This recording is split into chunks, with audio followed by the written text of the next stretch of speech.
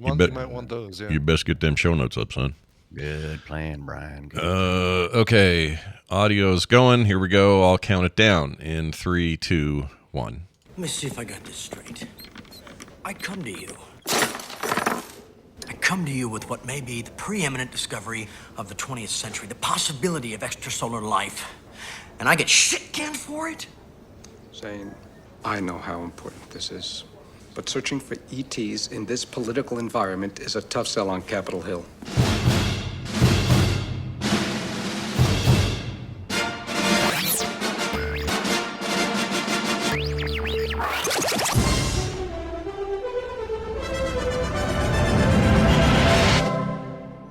I look like a can of smashed assholes.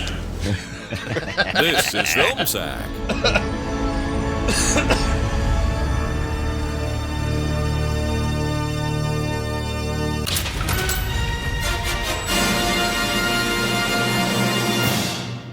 Oh, sure.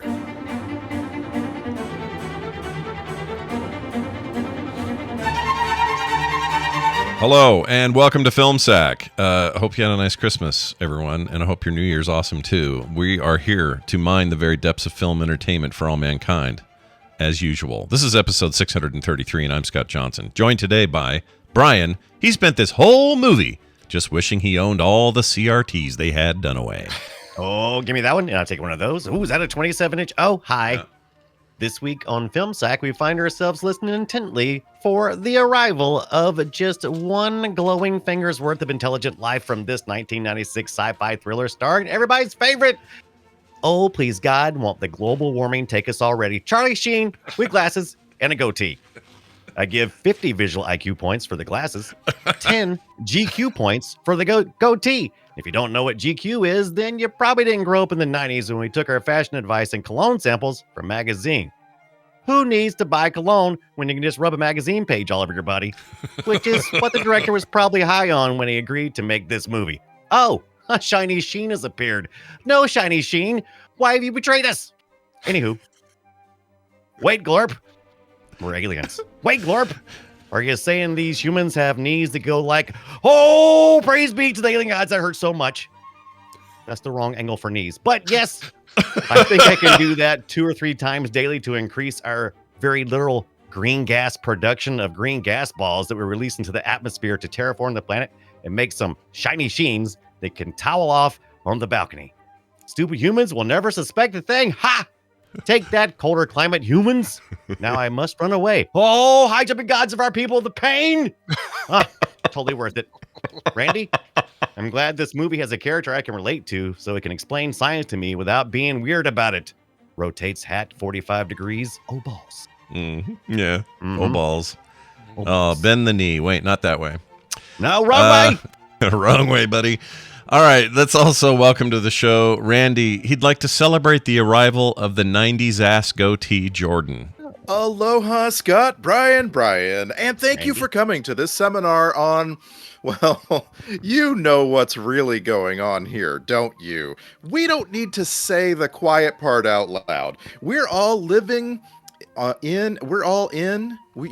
and I, all of us, are in on the big secret. And as you know, it's easy to hide massive conspiracies from whole continents of humans. Just look at the conspiracy to have Taylor Swift take over the NFL. No one notices what's really going on because you wouldn't think the plan would be to have the Chiefs lose every stinking game the year after winning the Super Bowl in order to advance the plan. But that's how they get you, isn't it? You know better. And you are going to be even more adept at escaping with your life when everyone's trying to kill you if you simply follow my 3 paranoid rules. Number 1, don't do a damned thing to protect yourself. Go home, start a neighborhood-wide science project that anyone can see if they just walk by your house and look into your window. Number 2, once you realize that your life is on the line, travel openly during the day when you could be spotted. Don't wear a disguise. Disguises are for pussies and Mexican Ron Silver, who is a pussy. Number 3. Wow. Remember that when you finally have evidence that the conspiracy is true, the only way to make people know about it is to broadcast it to their televisions without any kind of explanation or context. Could you have hired investigators and attorneys with all of your clearly substantial wealth? Yes, but where's the fun in that? Get yourself on TV, baby. You're gonna be a star. Oh, you are. Simple steps to becoming a star. With us finally, Brian. I'll never forget the time he made 3 tubs collapse through 3 floors of a Mexican building like a Bugs Bunny cartoon Ibit. Oh yeah, the bathtub stacking championships. Yep. All right, for this one, I'm going to encourage you, if you have access to them, to have the lyrics of this one in front of you. There's a lot of stuff. I have a lot of stuff to cover here in this song. We watched 45 songs for. I didn't know we'd get a finale. I didn't either, dude. Can we get an encore as well? Brian, I have no notes. No notes. That was amazing. Oh. That was your best work. You saved your best work for the end of the year. That was incredible. Thank you. Yeah, thanks. I'd came up with the idea of doing that basically when we ended the last one. I was like, oh, it'd be really cool to do a recap. And then like, oh, I probably should have something in there about the arrival. So shoehorned it into the chorus. No, that's chorus is perfect. great.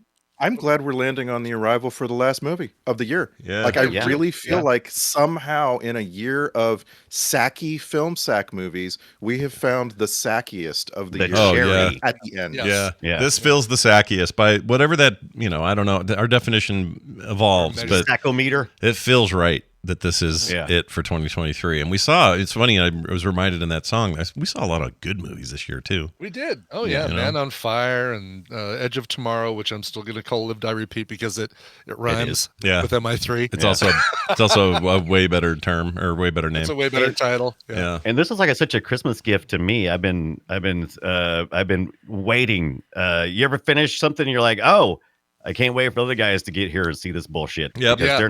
they're not gonna believe it. Yeah. And this is like the best gift. I almost cried. I was like, oh my God. It's like a Christmas Brian and miracle. Randy and Scott are watching this right now. And I yeah, want to be right? right there with them. I wish I man. could watch it again for the first time ever. But I know Scott's got a intro for us, but I just want to say, Scott, we're all waiting for your assessment of this movie. Yeah, I I will save my major thoughts for after the intro, but I will say that the minute somebody cracks their legs backwards is the second I went, oh, What? okay, all right, Yeah. now we're cooking with gas. This movie just upped its game. Yeah, Yeah. and it's I see it's now. real dumb from here forward, and it did not disappoint. So yeah, I had a great time with it. Let's get to that fake. Oh, one quick note. Congratulations to Brian Ibbott for doing the impossible, which is Yes. somehow making Kevin Feige's last name rhyme with something else. I'm impressed. I can't believe you actually freaking pulled that off. That's amazing. That one, worked out. Just worked out really well. Worked out Yes. great in the end. All right, here is your fake Fletcher introduction for the film The Arrival. The arrival! Uh-huh. Zane, an astronomer, discovers intelligent alien life, but the aliens are keeping a deadly secret and will do anything to stop Zane from learning it. I think Charlie Sheen is on a lot of drugs and living with 20 porn actors around this time. Gross! Yeah, this would have been his era, man. This was his his cocaine, snorting cocaine off a hooker's bum. Right Well, I mean, before we you got could see Tiger it. Blood and I'm a Wizard. Yep. Yeah, he's I mean, not far. it fit in perfect. He needed to play a paranoid, person here, and he does perfect. It's perfect for the role. It's funny though, because this Thank you for movie, your sacrifice. this movie's considered well, it is a huge flop. Flopped at the box office, but it's also 25 million budget, made like 16 million back. But I don't know. It's on every freaking free thing you can think of now. Does that mean money? the reason given for it is everybody always says, oh, that's because Independence Day also came out like a month later or something like that. Yeah, they were advertising the crap at Independence Day. So if you were seeing all the hype around Independence Day, and oh my God, was there hype if you weren't around? There was toys, there was commercials. It was the summer of the Independence Day. Mhm. It was huge. Yeah. So yeah, Yeah, it was By a the big way- it was a big whoop. By the way, I just want to correct on the Charlie Sheen point. I looked up his biography and went through it all very carefully to place this movie. At this time, he was married to Donna Peel, living with Donna Peel, and was pretty small time, all things considered. Obviously, he was, in the midst of his rise of nepotism, but he was not at all wacky or like he hadn't given any interviews like or done any late shows with weirdness yet. All of that happened like 10 Oh, years after this movie. absolutely. And we didn't know how crazy Charlie Sheen was until later, right? When Yeah, did Two and a Half Men start? Like, what was that? Early aughts, right? Or late That's 90s? what I was Yeah, thinking. Two and a Feels Half like Men it. starts in It was after this, though. I'm 2003. sure. Oh, absolutely. Yeah, 2003 is Two and a Okay. Half Men. So 20 years ago, which is still pretty significant. But yeah, this would have been, so this is like, post Platoon, post, what was the Wall Street? What was the movie called Wall Street? It was about Wall Street. Wasn't there a movie about a street called Wall Street? Yeah, and So, he had made some serious money with The Rookie in 90 and The Three Musketeers in 93. But I'm just saying he was still on the rise. He in his first marriage, he's been married 3 times. And he was not at all the person that we think of who melted down in 2010. What was your oh yeah, that would have been 2010 because TMS really, when we launched, it was like Charlie Sheen wall to wall for a while there. So many clips and stuff of Sheen. But when was your not necessary roughness? What was the baseball movie? Major League, the one that Randy loved so much. That was prior to this, right? When he was Wild Thing. Okay. 80s, yeah, 80s. That sounds right. That was peak Sheen to me. For my money, that was peak Sheen. 4 years prior to this, Hot Shots. Let's see. So that was a little goofy. Men at Work.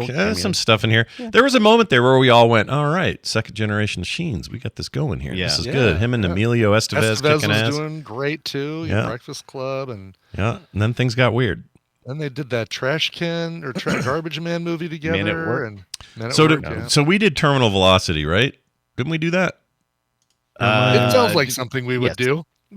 I feel like we did Terminal Velocity. I need to look that up because that was the year prior, and I don't know. We didn't do Oh my god, we did a bunch of those where there was people jumping out of airplanes. And those names are also interchangeable, right? It's yeah. We probably watched a dozen movies that could have been called Terminal Velocity. Yeah, that's true. We did not do it. It turns out I just did a search. Fastball. Okay, we should. Well, this is should be on our list. This should be on our list at some point. Although I'm not saying we stack our Sheen experiences. I think I'm good for at least a week. Yeah. Oh gosh, I feel like those need to have a bigger gap between those than Bond movies. Yeah, like once a year maybe. And coming at the end of this episode, we're going to stack our Danny DeVito. Okay, we'll talk about that later. Oh my gosh, we are going to do that. Well, that's okay, they're small, so they're easy to stack. That's good. Yeah. He's like a Russian nesting doll. There's like 3 of them. He's still not my height. I can't figure it out. Wait. Right. Yeah. So we got this directed by David Twohy? Twohy is how I pronounce it. Oh, that's smart. Yeah, Twohy. That makes more sense. All right. Twohy. Yeah, it's a weird name, but it's funny because this movie's got some crazy connections in it. Richard Schiff, who plays a very brief role at the beginning of kind of his partner, his research partner, is later murdered by the alien government. Anyway, him, Terry Polo, and Ron Silver were all in the West Wing alongside Charlie Sheen's dad. Yes. A few years later, 99 is when that started. And I just wonder, was there any time on the set where Richard Schiff would walk up, who played Toby, walked up to Martin Sheen and said, Mr. President, your son is snorting cocaine out of it. Right. You know what I mean? Like, I don't know. Yeah. Could have been. But he had a tiny role in this. I wish it would have been bigger because I like Richard Schiff a lot. He's fun to watch. Yeah. He was a lot of fun to watch. Yeah. But David Twohy is not an unknown quantity. He's a writer. He primarily writes screenplays. And we have sacked him a few times already. Probably most recently, The Fugitive. Right. He wrote the screenplay for that. And he's the guy behind the Pitch Black movies, Riddick. Yeah, Chronicles of Riddick and all that stuff. Mm-hmm. Love it. Yeah, the Riddick movies. It feels a lot more like Riddick movies than it feels like The Fugitive, which was just just a good translation of a story that already existed. Yeah, this felt like because Riddick would come right after this, I think, right? Right. Or the first one, which was called Pitch Black. Pitch Black. Yeah. And that would really. I mean, for good or for bad, or I don't know, depends on how you feel. I don't think the Riddick movies are as good as everyone thinks they are. But Right. for whatever it is, that's this guy's, opus. That's his thing. Mm-hmm. And he sticks with it for a long time, and he's coming back for I guess they're doing a new one. It says there's a project underway. I don't know how real that is or whatever. Could be smoke. I don't know. But this did not reach those levels for me. This felt like almost like a television. This felt like early sci-fi, early sci-fi channel qualities, effects, and acting and filming and all that. I want to praise the cinematography because Really? I don't feel like this movie has any business looking this good in terms of shots. The cinematography of this movie, the placement of the camera, the movement of the camera, it felt real good to me. Like much better than the overall movie. And so the cinematographer is Hiro Narita. This is the person who was behind the camera for Star Discovered Country. And we'll just that's an early Star Trek connection for you. I'll give you an actor later. Right. He did the cinematography for The Rocketeer. And when you start looking at his list, you're like, oh, The Arrival looks like these, which are perfectly well shot films. Yeah. Yeah, and I was curious. So there is something that feels odd about this film. Is I think it falls into the editing category. I don't know if they didn't get the shots, but some shots, obviously blue screen, green screen, Charlie Sheen, and I didn't even mean to do that. But yeah, there's some places where it's like that shot was not only it was unnecessary, and it really showed the stitching of the movie, and I was like, why did they do that?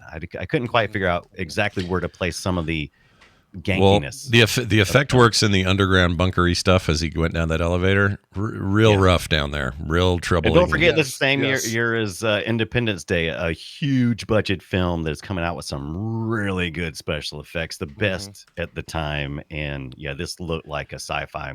Like you guys have said, a TV movie. Yeah, a TV movie, and it's got a high-minded concept though that I really like. I really like this idea of the infiltration of the government and science from an alien source, and they're manipulating shit and tweaking it, and that's interesting. It creates a lot of tension, and what are we going to do to expose it? And in the right hands with the right budget, this is a way more successful film. And wasn't it weird? When you had the realization, oh my gosh, I'm watching a 27-year-old movie about global warming. Yeah, and see, that was one of my problems with the film, because I recently watched Medicine Man, and so and Fern Gully. These were all movies at the time that were accused of talking down to us and treating us like we don't get, global warming, or we don't get the impact of cutting down the rainforest and that kind of stuff. And so you need to kind of shove that message in our face. And so I was kind of primed for that a little bit, and I was like, oh man, it feels a little heavy-handed on the global warming. As a matter of fact, it's like sometimes I'm not sure, is the message trying to tell us, oh, you know what, you better get on it, because if you don't, the aliens are going to come down and make it worse. Exactly. Yes. Yeah, that message was weirdly mixed, because on the one hand, it was like, well, you guys, I think the alien said it, the Ron Silver alien said, well, you guys started it, we're just accelerating it, and can do what? It'd take you 100 years to ruin your stuff, we're going to do it in 10. And I thought, oh, so wait a minute, are we better because we're taking longer to do this shit? Or is it right now? It felt a little heavy-handed, but I totally dismissed that. We did a lot of that in the 90s. Sometimes films want to feel like they're really important. God, we got to sack the Medicine Man, because it really wants to feel like it's important. And when you look back at it, you're like, oh yeah, we were just. Well, and that's what I love so much about this movie. Like, if I'm going to defend it, I love that this movie doesn't take itself too seriously. That I'm going to defend this movie. Ultimately, the real story here is of someone who looks like a conspiracy theorist and wishes people would just listen to him and believe him. And that can be a very action-packed place to be, like, because he's trying to escape from people who are trying to kill him, and he's trying to understand what in the world he's seeing, and like that, and like the action's good. I felt like it was just, it was very deftly told. This conspiracy theorist who's actually telling the truth. You're not paranoid if they really are out to get you, right? Like that's a good movie. Yeah. Have you guys anybody seen the sequel that they made in '98? I skimmed through the first part of it, but it's just not. It's not their rival. Just for this, right? It wasn't. skimmed through it years ago or something. Yeah, Right. Yeah. It was just I'd actually done it a while back because I was like, oh, I didn't know they ever made a sequel. I forget when it was. but Anyone come back for that? Like, it's not Sheen I- again, is it? I can't remember, but I remember thinking I started watching a little bit and I remember thinking, you know what? I don't think I'll ever have the experience I had that attracted me to this movie when the aliens first cocked back their knees. That was like, Yeah, that's hard to suddenly I'm beat. engaged. I Yeah. had to, like, Tina was just leaving the room, and that happened. I'm like, oh, Tina, get back in here. You Right. See Whoa. Yeah, don't leave yet, babe. You You gotta left see. 10 seconds too early to see this, and just laughing my head off that special. Yeah, that I don't know how much we were supposed to laugh at that, but boy, did I laugh at that. Like I was like, all right, I'm supposed to be freaked out. I'm supposed to feel uncomfortable about what he transformed into. And Once they instead do I just that, went, you like- what the frick is going on in this Right. movie? And You can't stop I watching just this. Like, Yeah. what are they going to do next? What are they going to do next? Come on. Yeah. I just want to They'll- let me they fill in the follow blank that real with a- quick. Yeah. James, Yeah. it's Jane Sibbett and Patrick Muldoon in The Arrival 2. Okay. And I just want you to hear uh, the description of the movie. I don't know who that is. Patrick Muldoon. He handsome guy who Yeah, handsome guy. That's how I was. Yeah. What? But I can't tell you a single thing that I remember him being in. I'll have to look him up. That name is He was Starship Troopers, right? He was the guy that not the main guy, right? not the main guy, not No. the Casper Van Dien, but the guy that his girlfriend leaves him. Daniel for. Jackson? No. No, no, that's a that's not- different franchise. Yeah. Patrick Muldoon. Where is it? Oh, yeah. Okay. Starship Troopers. Starship Troopers. Okay, so yeah, he's the guy that what's this? Denise Richards leaves. Oh, that's leaves right. Casper Van Dien. Oh, for, this guy. Yeah. All right. You I probably know who know it him is. more from Melrose Place. That tells you Right. where he kind of Yes. fits in. He's starting to look like who's that funny guy from Saving Silverman and a million other things? Shit. He looks like shit. I can't think of his name. Anyway, he looks like him now that he's getting older. But whatever. This guy, handsome man. Look at him. Yeah. Yeah, you'd kiss him. You'd kiss him Yeah. on the street. You'd have no problem with that. Be fine. He's a good Sheen replacement. I listened for this, but the trivia claims that the sound effects for the alien scream was the sound effect created for the Velociraptors in Jurassic Park. Oh, really? Yeah, can I Why just? not? I mean, I don't know why I didn't just play this. Scrutiny. I did never hear that. I tried. I listened. No. I recorded. Nothing matched. I don't know what they're talking about. No. And most of the audio stuff is not that, whatever. It's fine. Fine. Yeah. We haven't seen. When's the last time we've seen Ron Silver? It's got to be Time Cop, right? It's been that I was long. gonna say Time Cop, and which we get 2 Ron Silvers in that movie as well. Yeah, I had Double the big, silver. I had all kinds of Time Cop vibes from him Yes. because he's the same sort of evil, the same sort of Right. like you think And he's on he your side. plays- You know, And he plays that kind of evil really really well. Yeah. It's that like, no, I'm a smarter guy than you, and I have more money, and blah blah blah, and Do you prefer Mexican Ron Silver or American Ron Silver? I Is do there a like preference? how Mexican Ron Silver never spoke because that kind of would have blew it, right? Yeah, Because he would have had to like try and he would have had to either do a ridiculous accent it would or. have been racist regardless. Like you would have been. But I have to admit, like, it was a little unnerving, even though it was really just him with a slightly different haircut and a mustache. Maybe the hair Yes. was darker. Yeah. But it was it was unnerving. It was like, ugh, what are we Yeah. doing here? Why are we? And then obviously it plays to the story. But I guess actually, I have a question about that. Did they, when they go in their little, turn me into a human light? You got to get naked for. Apparently, you can't have any Yeah, clothes that on. bothered me. That bothered me. Yeah, it's go weird. ahead. What I wanted to have happen was I wanted Sheen to wear his clothes into it, turn into that Mexican actor, and then. Well, wait a minute. He didn't turn full alien though, did he? He just turned half. No, he just turned. He just got covered up with whatever right. It's like a bubbly sticky wrap or whatever they have. that right, wraps it up. exactly. Like they put a sheen of Yeah, another, put a sheen. another body. Yeah.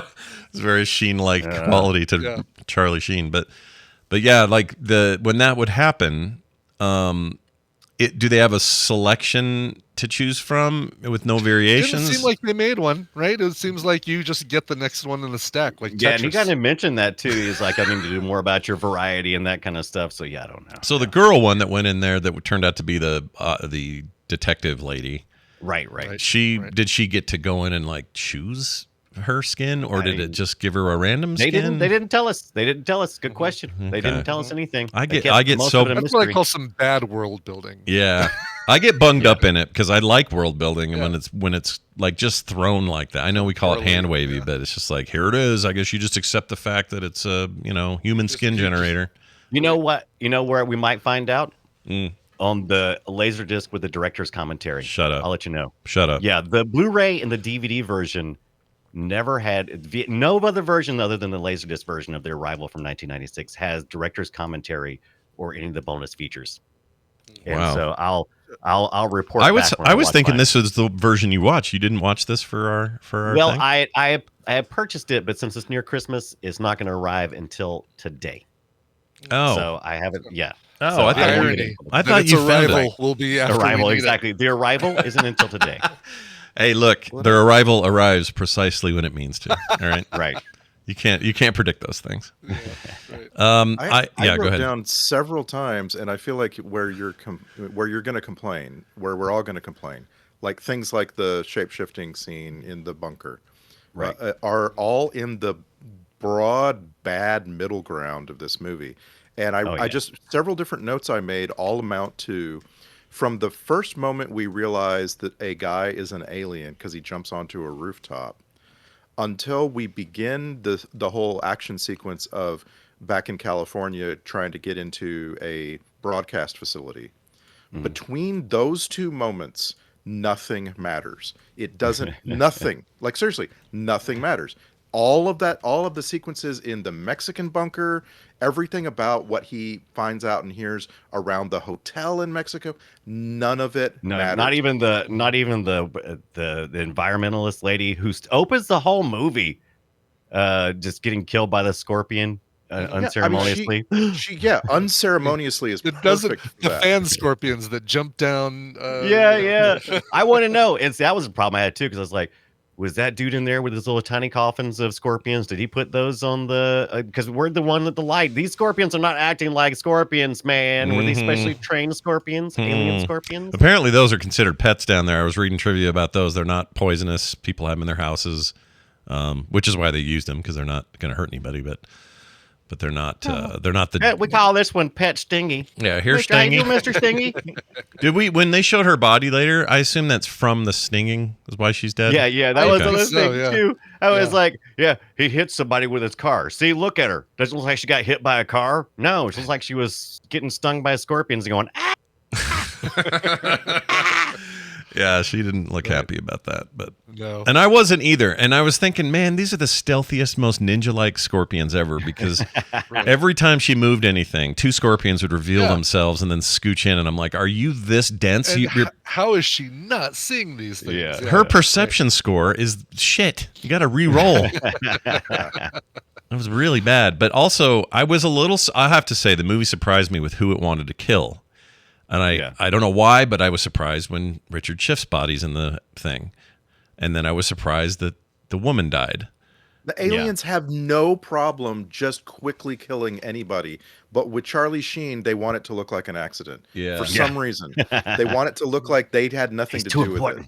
Yeah. And It's of weird. course, whenever you do that, that's a trope, by the way. It's a massive trope, right? Like, we have guns, but for this one person, we're going to try to use poison. You know, Right. Yeah. Yeah. Convoluted way we can kill this person. Let's do that. Yeah. Yeah. I don't know. The decision to make them kind of like robots sometimes and very intelligent other times. It's a very odd choice. Like one of them, the guy that played the agent early on and then later was just, or I think he was out there mowing, or no, he was blowing leaves. That guy. Oh, yes. You've seen him in a million things. Leon Rippey. Yeah. Yeah. He's in 1,000 things, and this is his job to be this. There's nothing else for him in Hollywood. Like, you just He's a ball dropper. That's all he does. Has to be a henchman, and not a very good one. Fire starter, a hyperspace. creeper. Trying Like, to see what else if you made a zombie, Deal? if you made a zombie survival movie, this guy creeps everybody out and is probably going to try to screw everyone, or gets bit and doesn't tell anyone, or some shit like that. There you go. That's his job. They're so bad at doing an alien invasion. They're so bad at it. Yeah. Like when you get to the end of the movie and you look back, they're like, they have a technology that you can carry around in your hand that will vacuum up an entire room. And instead of using it on the US Senate, they use it on some guy's attic. Yeah. Yeah. They had Yeah. they had a gravity well, which I thought was really cool. But it was also it's insane because in one case it'll like suck everything in the room up, and it doesn't mess with Charlie Sheen's House. Yeah. house. Right. But then it like brings down the satellite, and I'm like, all right. Yeah. Right. Either So that thing that was the level 2. Yeah, That was the level 2 portable black hole. Yeah. Yeah, I was wondering about that too. That kind of annoyed me. Also, the effects of it were kind of bad, but the concept of that is very cool. An isolated gravity well that essentially creates a black hole in a small space. Very cool thing to explore and mess around with. Yeah. But I was sad because inconsistent. it killed a bird, and it was a nice bird. Yeah, It didn't deserve Bird to was die. just hanging around outside. And so then I'm like, sucked I'm up like- into a jet engine, basically. Yeah, that I'm was watching funny. that whole scene, feeling sad about the bird, and then of course when they come into the room, there's a shot of one feather, and that made it even worse. Oh, Yeah. Yeah, it's Did- weird. Did you even once think about the neighbor's grandma? Did you ever even think about her at all? No, she's a chick in the the bucket kids? that never left a bucket. Like she just we got mentions of her, and I'm like, man, she like Norm's wife. We're just never gonna see this lady. Right, never gonna see her at all. Yeah, just leave her a note for some reason. Grandma. Yeah, and that kid, I know that there's a twist with the kid, but the kid drove me crazy. Just because drove again, me nuts. the aliens are so bad at doing an invasion. Yeah. Well, if you were doing an invasion, would you send a 14-year-old looking alien in to infiltrate? Of course not. No. That's insane. No. I liked the fact that they could hand wave any type of stereotypes that this movie could throw away at it through the ignorance of alienness. Because they go, how do you fool a white guy with a goatee? You send him somebody this very streetwise, Yeah, right? yeah. Right. He's gonna buy it hook, line, and sinker. Yeah. And he's gonna trust him. This is he's savvy. It's Yeah. good. It's And us savvy. as audience members are meant to go, oh, he's a good kid. He's in a bad place in LA. We're gonna put him under his wing, and he's gonna become his best supporter and learn all sorts of crazy. Like we're meant to be fooled. Yeah, the kid's supposed to be street smart but school dumb. So it's also an excuse to easily explain the science out loud without looking at the audience and going, It's for "Hey, this is stupid." Purely for the audience, so that we can be the kid who doesn't know anything. Yeah. Right. It'll explain to Yeah, us. let me tell you though, there's a big scrutiny there, and it deserves getting played again. Scrutiny.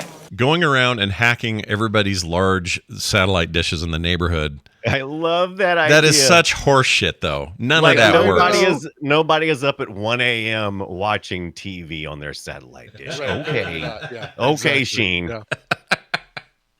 He must have installed motors on every one of them. Yeah. Like, Yeah. how much did that cost? Just imagine if I said, I need you to go around this whole neighborhood. I'm going to give you a list of 20 satellite dishes, and you have to install motors on every. Okay, I'll see you in 6 months. Without the people like having any suspicion, right? Like it's Right. they've got to. What are you doing out there? Nothing. Just putting a motor No. on this. My name's Right. Horace. Yeah. Horace. I'm assuming a lot of those already had motors. There was, some satellites had motors in, some had a crank. It was, but yeah, the same thing. It was too much of a leap for people who actually know how satellites work or satellite dishes work to kind of go. Yeah, "All right." and he must have run a huge cable daisied all the way over to his house. Like, Yeah, how did fiber, he hide was that running- thing? How long did it take him? Have you ever seen a whole group of people outside your house setting up, stuff? He's running fiber everywhere. I'm like, my God, it would take him a month Yeah. to even get this initiated. Yeah. And that's the thing. Like, I remember watching this movie over and over and over. I haven't seen it in at least 20 years. Yeah. But I did watch it many times, and I never remember having that kind of scrutiny about it. No. Because like he's just like, oh, that's fun. It's just he's making a big satellite array. Oh, that's fun. Yeah. That's a good time. Because that's what you do. Yeah. It's I mean, look, I'll be the first to say that I'll park my brain for your sci-fi. I don't have a problem doing that. Even bad sci-fi, even whatever sci-fi. But this thing is just got some holes in it that glared at me the whole 2 hours or whatever it was. It was a little less than that. When you watch it, if you just happen upon this movie, which you easily can do right now because it's on every free service you can imagine, even free on YouTube. Even YouTube is like, nah, we're not going to charge you for this. Come on. Yeah, we come can't in and charge watch for it. this. Well, it can't You're in gonna good watch it. conscience. Yeah. Right. You're going to watch it and go, huh, what's the Rotten Tomato score on this thing? Like 2. Yeah. Yeah. Guess what? This thing actually reviews fairly good in most places, at least Really? middle level. Well, it's middle mid, level yeah. and above. That's what, Yeah. 6.4 on IMDb, and it's not On bad. IMDb, really? Yeah. Yeah. You're going to be shocked. You're going to walk away and go, oh, what's this thing review? This has got to be like a big bomb. Oh, my God. It's Yeah. very On behalf of everybody, I'm shocked. Yeah, I'm a little shocked by it, I tell you. But like, I'd say. even if you're the one of us who thinks the least of it, Brian Ibbett, you agree?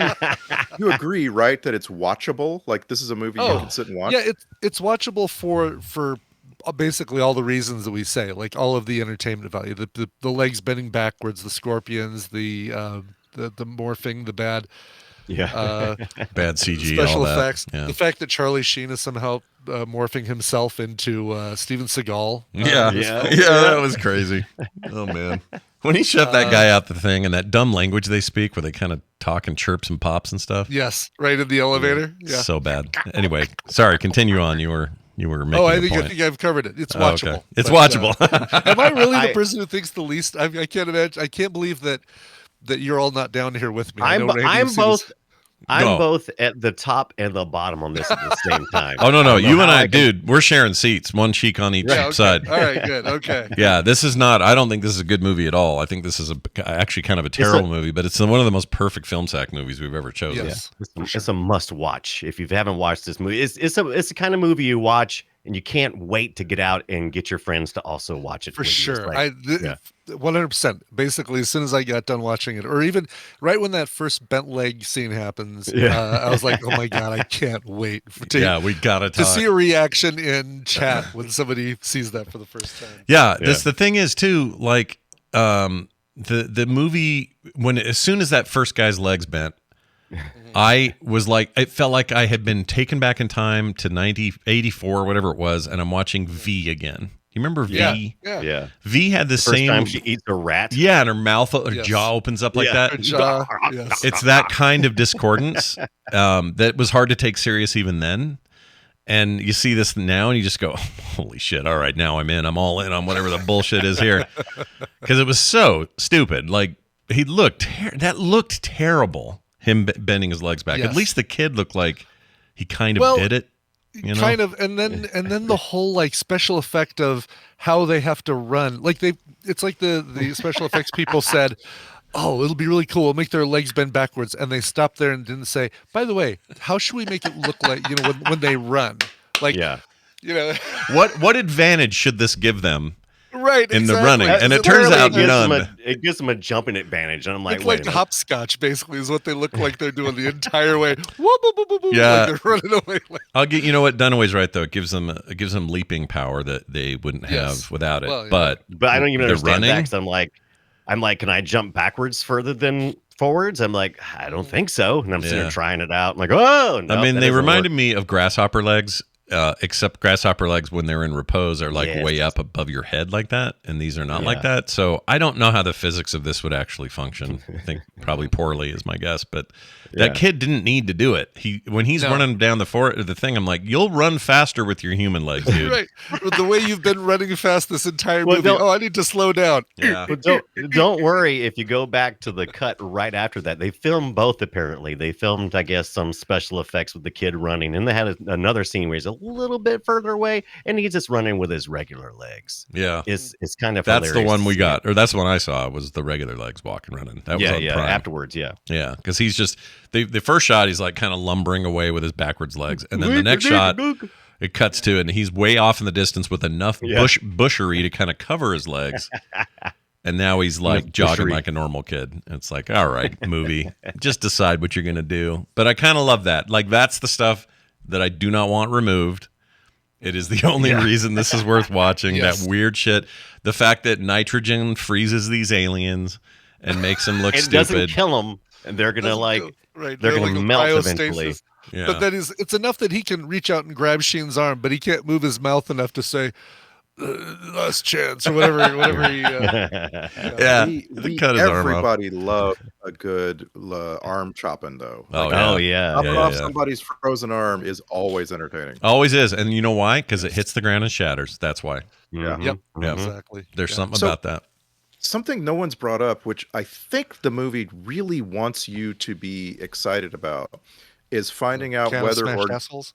yeah, right, is finding out whether or not Terry Polo's character is an Yes. alien. Oh, sure, yeah, I right. I think that's what the movie wants, and I think that's why I'm so forgiving on the weird depiction of her as a jilted girlfriend, because you have to have that. If she is just a normal person who is just like, you know what, I've had enough, I'm out, then you don't ever get this really fun moment when he starts questioning whether she is also a human Right. or an alien, Right. and then he starts making really bad decisions because he doesn't know, right? Like, actually, I feel like that's pretty deft in the end. Like, when, like, along the way you're just going, come on, what, like, so I saw this movie when it was, fresh, and I was Terry Polo's maybe she's a few years older than me, but I was so freaking in love with her in this Oh movie yeah. when When Oh, she had yeah. the it was pixie new. haircut, right? Yeah. Yeah. I like that. And I And- like that I like that. Well, I mean, I don't know. I kind of predicted that she wasn't an alien early on, but I like that there was some question. That was a kind of a Yeah. fun back and forth. But the thing about this movie is the way the tech works.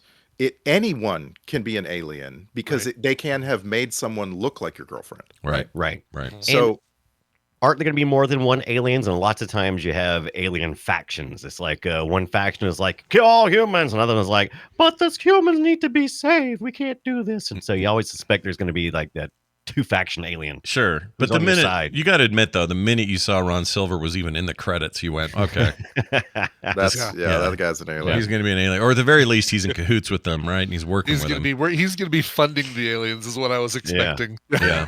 Especially in Anyway, his I little, hadn't seen the movie in over 20 years. When we got to the point where he starts doubting whether his girlfriend is an alien or not, I was all in. And then when it was revealed that she was definitely still her human, person, that is, she really sticks with him through a lot, Yeah. When that was all revealed, I was so relieved. Oh, wow, good job, movie. You gave it to me, Yeah, you actually made it work. And in the sequel, I guess the character's his brother, so that's how they keep the Patrick continuity. Muldoon is Sheen's brother. In Yeah, the sequel. and Sheen's somewhere else doing more good work for the alien cause. I don't know, some bullshit like that. Yeah. But I'll tell you what, the dumbest name I've heard for an evil corporation to this day is Planet Corp. That's stupid. That's so stupid. Yeah. dude. I heard that I didn't one. even catch that. That's hilarious. It's when Sheen goes like, "You've got Planet Corp all over the world." I'm like, Planet Corp. Come Planet on." Corp. Yeah, how- we didn't have the budget for a better name. What do you want from us? Yeah, we're aliens. We don't know. We just call it. By the way, yeah. part 2, they dropped the from it. It's just Arrival 2. If it Oh, wasn't hard really? enough to freaking find this movie, whenever you look for The Arrival, if you don't type in The Arrival 1996 Charlie Sheen, you're going to get hit by Do you Arrival. think It's Denis really hard. Villeneuve with his amazing movie called The Arrival? Do you think when they named it that he was like, "Oh, let's screw with everyone and show them this Right. name. They will think it is the bad movie with Sheen." I think that's Well, his that's what voice. makes it so even more confusing. Is his was Arrival, and now the sequel Right. is Arrival 2. Yeah. The sequel Yeah. to The Arrival. Yeah, Jeez. it's kind of effed up. But do yourselves a favor. This is just a regular reminder now that's come up. If you haven't seen, anyone out there listening hasn't seen Villeneuve's Arrival from 2016, good. is it? 16, I think. I think it's 2016. It was right before Sounds right. Blade Runner, which I think was the next year. What makes it 20 years after this one? Or is that right? Or 20? Yeah, 20 years. Yeah. Yeah. Oh my gosh. To celebrate 20 years of The Arrival, let's do a good movie. But that movie is so good and so heads and tails above what this is. Yeah. Yeah. I say You're watch definitely them both. watching. But, You definitely want to watch the right Arrival Mhm. if you're looking for a good movie. Yeah. If you're trying to spend wisely, all right, do Yeah. that. Yes. I wrote here, what is with the gigantic prop flathead screwdriver?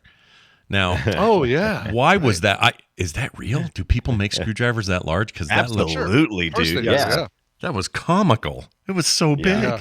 I love giant wrenches and Yeah. screws. Like it's like, you know what? We have a scaling problem. And so we're just gonna scale up the tool. I love when we do that stuff. I'm not gonna rethink it or anything. It's always it works at this size. Let's just make it bigger. Because it felt like it was like, hey, Charlie Sheen looks too large. Let's make him look tiny.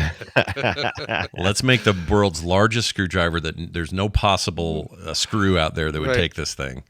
And also because he's threatening her with it, so it has to look like it could be a formidable weapon. But you have like little tiny Phillips is like, Yeah. I'm gonna poke a hole in you. Yeah. A little tiny Phillips. That's fun to say. And were you surprised when we got fully naked Charlie Sheen so quickly? Oh yeah, almost Yeah, didn't but get his you- reverse cheeseburger though. That seemed to be Covered by a banister or whatever. I and then love him getting both toweled sweaty. off. yeah. Yes. Yeah, we're not gonna. I love the gentle push during this whole movie to tell us that it's hot. How do we know it's hot? Because we're constantly spraying Charlie Sheen with something to make him. Yeah, have he the was shininess. never not sweaty. And the funny thing is, like when she's out there toweling him off, I am to assume that's because he's just a sweaty mess out there. Yeah, because right? everything is hot. They don't like directly necessarily say it's hot, but constantly on the news in the background it's like there's 110 over here, so hot. I want to give the movie credit for that. I feel like it played it safe and it let you, the viewer, discover what was going on rather than hitting you over the head with it. But when he hugged her, or when she hugged him from behind, and the old lady's out there looking at him, if you're that hot and that sweaty, you don't want anyone hugging on you, dude. Freaking out. No. That seemed Plus, like the bullshit. aliens are gonna be so easy to spot. They're the ones not sweating. He's an alien. Look, there's an alien. That's true. That's true. Ron Silver never pits out, you know? Not a sweat drop. Nope. But if he touches himself, purple goo. Oh, wrong movie. That's right. Yep. Got a lot mixed up again. Probably anyway, would have happened in this one too. Yeah. I'll tell you what grossed me out and it shouldn't have. But I'll let you guys guess. So it wasn't the guy at the lecture that Charlie Sheen interrupts and does a mic drop. There's a wad of spit that comes out of his mouth, a large one. Perhaps you would like the microphone. 17 minutes and 46 seconds. Because it's like, oh my god, I have to mark this one. I somehow missed that. Gosh dang it, that would have been number one. I didn't see it. Yeah, it's all right. I'll take your word for it. Yeah, that seems like a strong one. No, that is not it. I mean, what grossed me out the most is it's a practical effect, but knowing that you just rub your face with a hand towel that has a scorpion in it, venomous or not, that gives me the shits, dude. I do not like that one bit. Just the idea that it's in there, because she at one point, she gets out of her shower, they're creeping around already because Coffin Boy's already been to the house or whatever. Right. She wipes her face with that off yellow towel, takes it off her face, sets it down. She drops it, and the scorpion just slides right out of it. Yeah, that really gets me. That really gets me. Gross. So that's what grossed me out, even though I can see it. Although you have to have been grossed out though by the conditions of the bathroom that Charlie Sheen was trying to take a bath in. that was pretty bad. Because he gets naked, and you're like, "Oh, are you barefoot in there?" Yeah. Right. Yeah. Naked. They made that. Is that a hotel? What was that? It's like It was a hotel. Yeah. Okay. The bathroom very stack best hotel. hotel. Yeah. Yeah. The best hotel in town. Why was the lady on the floor below him after it all collapsed? Why was she squatting in a sink naked? Because I think she might have jumped out of the bathtub before it crashed on her too. Okay. Everybody takes a bath at the same time in that hotel. I thought she was on a toilet.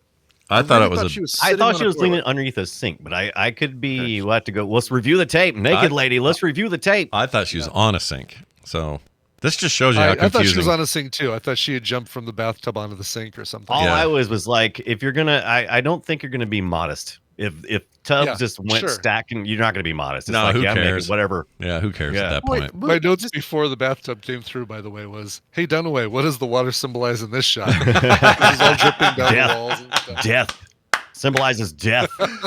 Wow. All right. This is yet another movie that clearly wanted an R rating and did the bare minimum of net nudity to get it. Mm-hmm. Like it could have been so much more blatant, the nudity in this movie. Oh yeah. Well, all of this is R. I didn't know that. Oh, well, I mean, we see a naked lady, right? Well, it says PG-13 in the IMDb. I don't know if that's accurate, but I mean, she's naked, but she's far away naked. Maybe that's exactly. Maybe that's less of an issue. Yeah, I couldn't really get much detail out of it, to be honest. Not that I was trying. I couldn't. I didn't pause and zoom or anything, but I thought about it. Enhance, zoom, enhance. Yeah. Is that a nipple? He had a real. I got to say this about him. Looking at a photo of Sheen in the role, he looked like Gordon Freeman from Half-Life. Oh yes, he did. I always think that. And when I watched when he got down in the basement thing, all my Half-Life bells were ringing. I was like, in some ways, I thought, okay, Half-Life comes out in 1998, so we're 2 years away from that game. this would have been around the time they would have started work on Half-Life. Is it possible that Gabe Newell and company over at Valve were inspired by Sheen and his goatee and his glasses? I don't know, but you could make the argument. He looks like him. Yeah, totally. It's weird, except Gordon Freeman never talks, and I kind of wish that was true of Charlie Sheen. I love some of the low light shots with Charlie Sheen's glasses that he wears here with those half rim glasses, and they always are projecting those shadows of like extra concentration lines in his forehead, and it's kind of cool. Yeah, and it makes he was a bona fide at the moment, looked like he was going to be a bona fide regular leading man type guy. Yeah. Before the crazy set in, and right. And I would have bought it. I think he was already crazy. Did you ever see his poetry in the GQ magazines? Did you ever see that? No. What? He did poetry in GQ, like as Explain. a submitted article or something, or what? That's right, yeah. Yep. Here, I'll post a little link there. Here you go. Please enjoy your Charlie Sheen musings. Hold on here. Oh my gosh! All right. Yeah. Is that his drawing? No, that's illustrations by Adam Rifkin. Okay. Hold on here. But as you can imagine, that top of scalp, I'm assuming. Well, that's why GQ was on your mind. I used to have a subscription to GQ. Oh, we all did. It was the GQist. Well, you had to have a GQ. I got two. You didn't pay for cologne, did you? No, but I got two. There was a time when I, was like single in the 90s. I got two magazines. I got Esquire and GQ. Yeah, of course you did. And one was so much better than the other. I'm not going to say which. I'm going to read one of these poems, and I'm going to do it with. Let's do it with this on here. All right. So check this out. This is by Charlie Sheen. I don't know the title. Oh, here it is. A thoughtless soul. As he pulled his head from the drool-stained pillow, his eyes blood red, his oxygen shallow, feet on the carpet, that pain to fight. These are the effects of another night. A night of drink, a night of hate, a night of dark as last night's date. What does that mean? A look to the mirror, no face of youth, self-inflicted carnage, a cracked and hollow tooth. Brian, hopefully this will help you with the next song. This punishment of music to it. Yeah, we need a good tune. This punishment is a vile choice, so worthless yet so bold, carving lines of disrespect. This young lad growing old, yet masking truth and hiding pain, will surely take its toll. Will he undo others, or to himself remain a thoughtless soul? Wow. It's not that bad. It's all right. Poetry or a cry for help. I was going to say I'm sure it's very this is autobiographical poetry. I just want to appreciate you for picking music that made me feel like you were reading poetry on the Lawrence Welk show. Right. No. Yeah. It's the Dear Martha music for when the Ken Burns Civil War documentary stuff. Exactly. Yep. Yeah. Dear Martha. Dear Martha. The next poem was actually even better. ID Blues. Ooh, you should read it. Yeah, I'll do this one. All right, let me give you some music. Hold on. Okay, you ready? This is the most inappropriate thing I could find. All right, go for it. Perfect. Go for it. ID Blues by Charlie Sheen. Excuse me, aren't you? Hey, you look just like... Oh my God, that's... Sorry to interrupt your dinner, but aren't you... Look, I never do this, but my wife thinks you're... My friend is so convinced that you're... I'm so embarrassed, but aren't you... I know you must be tired of this, but... Wait! All eyes held in stare. All mouths locked open in shock as he pulled the latex Charlie Sheen mask from his head, revealing the rotted skull of President Lincoln. Wow. What drugs are these? Jeez. That's Tiger special. blood. That's Tiger blood, right? Right. That's amazing. All right. Thank you, Dunaway, for introducing us to this nightmare. This is fantastic. No kidding. Really, really good stuff. All right. One last, I know you're about to get to clips. Yeah. A couple notes. They show a building. They show the National Center for Atmospheric Research. Yeah. That Scorpion Lady works at. That is NCAR. It's in Boulder, and it's about. I can be there in 20 minutes. Whoa! No. And capture that same shot that they did. You should go. You should get out there. I do go there, and it used to be where the local podcasting meetup, when meetup.com was a big thing, was held. And so I'd go there and I would answer questions and stuff like that. So they had space for Well, that makes sense. They have space for that kind of stuff. That makes They had sense. space for that sort of thing, and they also have a really cool you can go there for free, walk in and watch and go through like a little museum of showing weather patterns and how they move across the world and what makes a tornado spin this way or that way and hurricanes and that sort of thing. It's really, really cool. That actually sounds awesome. Yeah. Yeah, I would check that out. All right. Yeah. Any One other last thing thoughts? before Yeah, we please. get I Go got ahead. I got Go another ahead. trope. I just want to. Let's do a trope alert. down. Hold on. What's wrong one? Shit, I'm on the wrong tab. That one is not definitely not it. Here we go. The trope is called "rewarded as a traitor deserves," and the "rewarded as a traitor deserves" trope in this movie is when Sheen has lost his job. Zane has lost his job. He calls his buddy back at work, who is being raided by government agents at the time, and says repeatedly, "Don't tell them about the backup system." And his buddy back at work eventually tells them because he's such a traitor. And then, Yeah. of course, that's what gets you killed. That'll get you killed immediately. Oh, yeah. That's a Dead. good one. I like the name of that one too. Is there a trope for if there's going to be a parade, you have to go the opposite way as the parade and go down the middle of the parade? Is there a trope God, where it's that not Day of the Dead if you're in central Mexico in a movie? Is Oh, that that's another good It one. has to be right. It Yeah. always has to be a big funeral or something. Oh my gosh, Yeah. the parade or any movement of people and clawing back the other direction is so common. I never even thought about it Yeah. till you said it. Yeah. That's crazy. And he's No one shirtless. ever goes the only time you ever go the same direction as the parade is in another one by the same guy, The Fugitive. Oh, My- right. yeah. Right. My He wrote version this, of right? He this wrote The trope- Fugitive, right? Yeah, yeah. Yeah, see, the guy's got writing chops. Mostly, My sort of. version of this trope is that there's always a parade in particular places. Mexico, it's a Day of the Dead parade. If you're in Chicago, there is always some kind of There's it's St. Patrick's Day, or there's a police funeral and they're Right. parading along, Yep. right? There's Yeah. all like Yep. I think so also strange. New Orleans. There's New Orleans. There's always Mardi Gras. Mardi Second Gras line. parade. How do you Second know you're line. in New Orleans if there's not Mardi Gras? Come on. Didn't we just see a movie with a Christmas parade in it? Was it Batman Returns? might have You been probably Batman saw- Returns. Okay, yeah. I think that was it, where it said Gotham Christmas Parade or something. And that the most controversial film we ever saw on Film Sack, Jingle All the Way, has a parade, right? That's a big part of that I movie. was reminded the other finale. day that the hat or the face mask he wore only covered like his forehead, and he took it off in front of his kid, and the kid was surprised that it was him underneath. Father? What a piece of shit!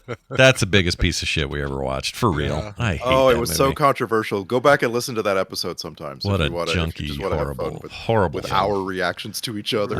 I know there are people with very fond childhood memories, and I don't want to take that away from them. But that movie sucked. Well, why don't you build some new memories with the arrival of the video game? Yeah, from that's right. 1997. Yeah. Did you ever? So have you played that? I watched some video of that. I watched some video of it. I never played it, but it's point and click adventure. It's supposed to be set 10 years after Charlie Sheen makes the promise. She'll know. I'll know. We'll all know. Did not review well, but it played like thought it- kind of Doom or not Doom. What's the game that everyone missed? It reminded me of Mist. Oh, really? Yeah. Okay, Yeah, it was- interesting. yeah. First person view. The camera kind of zoomed around. Super choppy and ugly. Here, I found a link. My environmental puzzles, pointing and clicking. Okay. Yeah, there it Oasis. is. You move Best. you move through it really slowly because your legs are bent backwards. Yeah, You- yeah, Yeah, that's maybe that's why you're so slow. But it is kind of on rails. It was 2 discs. At some point, you had to swap discs out. yeah. CDs. It's a Which bad. is just a good reminder to get up. Yeah, but you do go down you go down to the alien tunnels, and you get to see the best 3D Studio Max work that people were doing in '97. Yeah. and that's to say bad. It's don't- very poorly made. I don't know why it bothered me in this film. I've seen it in a million other films, but aliens always have a red alert button at every station, no matter how deep you go inside the facility. Someone's always within, Yes, hands there's a- reach of a of red alert. alert bell. Yes. And I like how it's they use the same red blue like police lights. Wow, they're Yep. They were into it. how consistent. Yeah. All right. I think time for clips. Time for the clips. I think it's time. Alright. Yeah, I like For the it. clips. I like this time for For the clips. clips. Let's get to it. This is a number of clips for just first start. I didn't do a ton because I don't know, the movie's not Doesn't have a ton of like notable comments. But No, it's mostly visual stuff. You're like, oh, Yeah. oh. here's your yeah. I did that through the whole movie. Funny enough. Here is Haystack of Needles comment by Richard Schiff. Since we don't have much of him, here he is. Might as well look for a needle in a haystack of needles. I just like that concept. Needles. That's But- what a haystack is needles. Yeah, but- People always Needles think in this. like a I always needle think, everybody stack. thinks, I think everybody thinks it's always a little metal pokey needle in a haystack. A haystack is made of hay needles.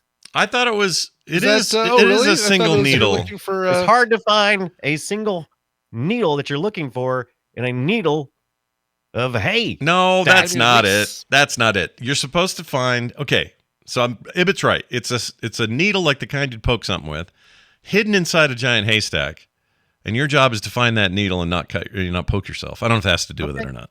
Right? Isn't it? Okay. That's the way I've believe always. what you live in your world. I could have sworn that's what that meant, but maybe I've been wrong all these years. But the point is, it doesn't work anyway, because when Schiff says a needle in a haystack made of needles, it's supposed to be like, oh, it's just worse than you think. It's doubly worse or doubly hard. But what he's saying is that what he means is you need one unique needle inside of a giant needle haystack, right? Or a stack Right, of which is needles. what- and what's- if what- you had a stack of needles, that would suck to reach into. Yeah. Yeah. I don't know. I think maybe they didn't think about that when they wrote it, is what I'm saying. I don't think they thought about a lot of things. That's true. They thought about howling, so here's this. Wolf 336, you are howling. Ow! Ow, ow, ow! Phase 2. It's like the weekend at Sheen's house, I'll tell you what, right there. Yeah. Yeah.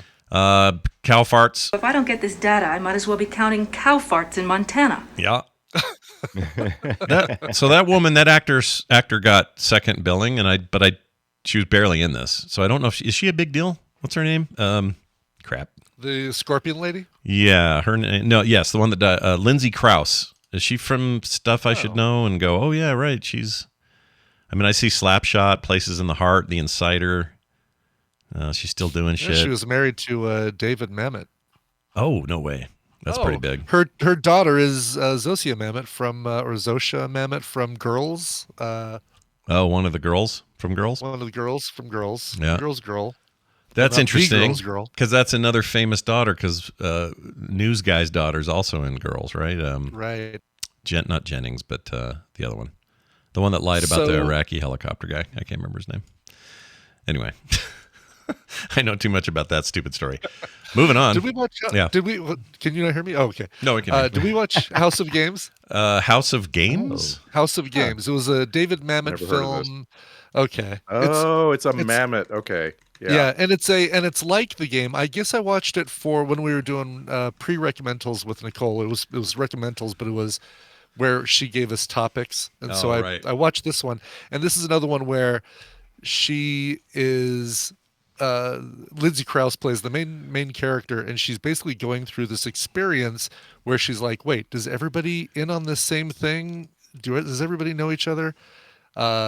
Is this the It's Joe very similar to the game, the movie, the game. Joe Montana guy in it? Yes. Yeah. I think I've seen. Oh yeah, David. So this is a David Mamet joint. It's a David Mamet joint. Yep. Why is this familiar? I remember Ricky J, JT Walsh. Oh my gosh. That's why I thought we might have watched it for Film Sack, but William- it's really good, and it's fascinating when she finally realizes that everybody's in on it and that they're basically everybody's working together. That's interesting. Yeah. Wait, William H. Macy, much younger than this. Wow. Yes. Oh gosh, yeah. Well, you kind of make me want to see it now. It's good. It's yeah. not You disappointing probably at all. made me kind of want to see it when you first recommended it, and then I forgot all about it. Maybe I did, but yeah. So it's that might be where the two of them met, but it's the director and the star. Nice. We're married for a while. I have now written it down. Okay, this is interesting.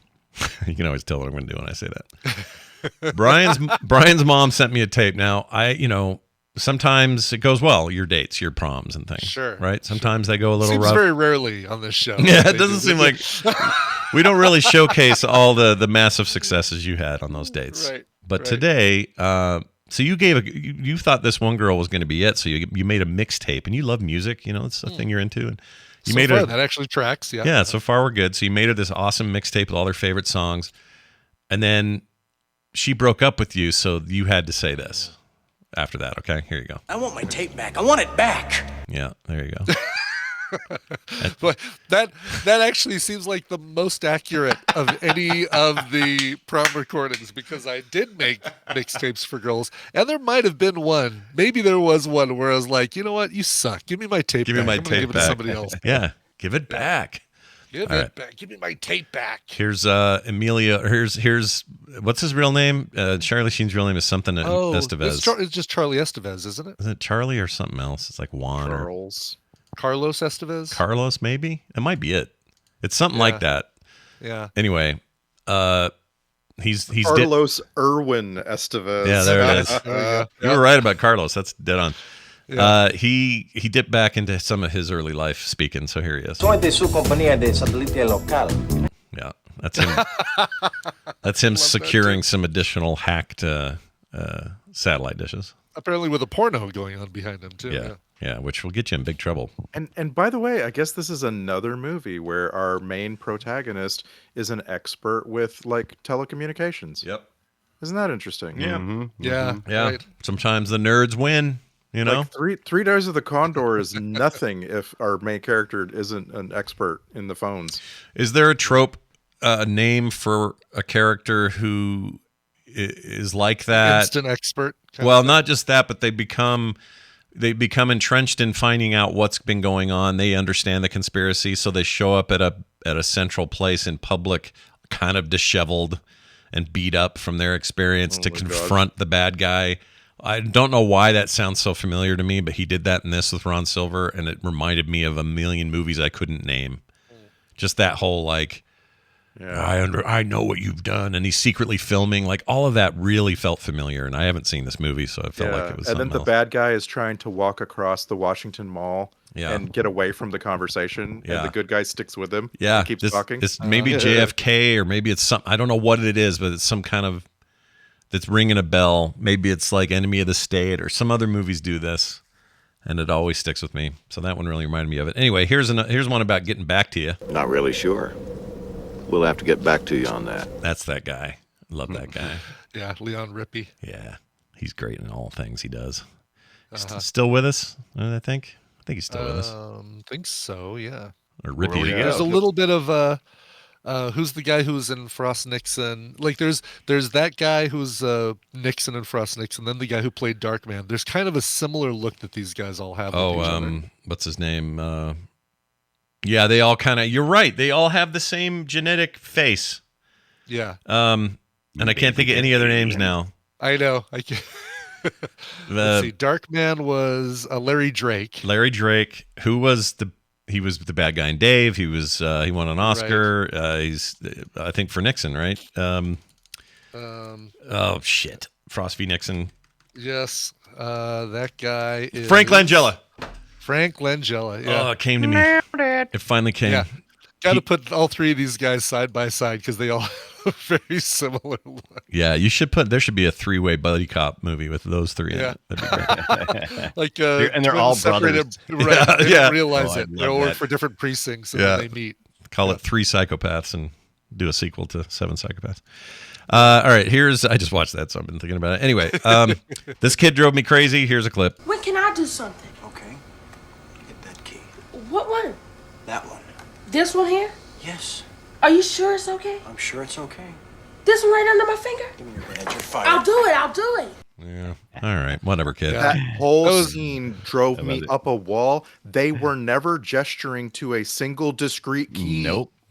I thought it was hitting the escape key. Exactly. He was like, "Oh, it's the F1." Oh, F1? I don't think so. Really? Okay. Wow. Yeah, that didn't make sense. Yeah. It just reminded me how much I like that scene with Rocket Raccoon and Groot in Guardians of the Galaxy 2. Press the red button. No, not that button. Which button are you going to push? Yeah, it's like they understood that trope and they laid into it. That was great. Yes, exactly. This one decided to be a part of the problem, you know? Yes. Anyway, here is this bothered me because I just know how the internet worked back then and it annoyed me. So here's that. Slow modem, still waiting. So when are you coming home, Okay, Zane? so she's pausing because the modem's taking forever to get her the info. Yeah. How are you on the phone then? Well, she's at Two lines. work. She's 2 lines. All right, 2 lines is the only way you get away with this. That's the only way. I think she's at work, right? Oh my using gosh! the Did you work guys do stuff. that, by the way? Terry Polo constantly sounds like she's doing a 976 number, though. Slow-mo Yeah, notes she are does. waiting. No, she does. 1-900 call me. She is talking to her boyfriend, you know? Yeah, but when she's mad at him, like he's been gone for 4 weeks, she still talks like this. Yeah, she's not really mad at They him. set her up though to be suspicious, and it worked. I guess I don't know. No, Fooled it's me. fine. Yeah. Hey, I love her voice. I'm not complaining. No, you're into it. You might say what I'm doing is the opposite of complaining. Right, exactly. Yeah, I'm slobbering. Here's a sound that you make when you get bit by a scorpion. Okay, so this is what you do. You go like this. I knew the second I heard that. Oh, there's a clip. That that's we're a gonna get clip. forever. Yeah. It's a very dumb one. And then it echoed for like 20 seconds, and it's stupid. Here's some language. That reminded me of your misophonia or phobia, whatever it's called. Oh yeah, it sounds like great. It sounds like he's eating taffy. Reminded me of something out of Star Wars. In a Star Wars? Really? Yes. It's a Greedo. It sounds like Greedo talking. Oh, sure. Those are Greedo eating noises. That's what that is. That's what Greedo Greedo sounds eating like when he's eating before he says McClunky. Yeah. Actually, here's the description of what that sound is. I look like a can of smashed assholes. It's the sound of smashed assholes. Yeah. What a weird thing to say. Do you remember that when people used to say a bag? Go eat a bag of smashed ass. Yeah, or a bag of like, why is it always a bag of stuff? I'd never heard a can of smashed assholes. Yeah, that I haven't or heard a bag of. of smashed assholes. I've heard the smashed assholes in other contexts, but most people say I love you like a can of smashed like that. no Other context. More like rude, but why is it always bags? Douche bag, Right. bag of dicks, bag of hammers. Dumb as a bag of hammers. I hear that sometimes. Yeah. I don't get it. Bags are getting a bad rap. No one ever says sack. No one says sack of assholes. No. Yeah, no, that's they pretty should. good. A sack of smashed assholes. That sounds great. Yeah, that's I mean, all right. No, it doesn't sound great, but it sounds really funny. Like it would be a great thing to say to somebody. Yep. Here's when he knew that trusting Kiki was a bad idea. Enjoy. Now, Kiki, hit it now! Kiki, the red transmit key. Hit it now! For shit's sake, hit it now! Now! Now! Hit it now! Oh my gosh. Poor Kiki. Rude, press the red button. Rude. It's almost like they were parroting that. Now that you say it, that's funny. All right, fun stuff. That's your clips. Now this.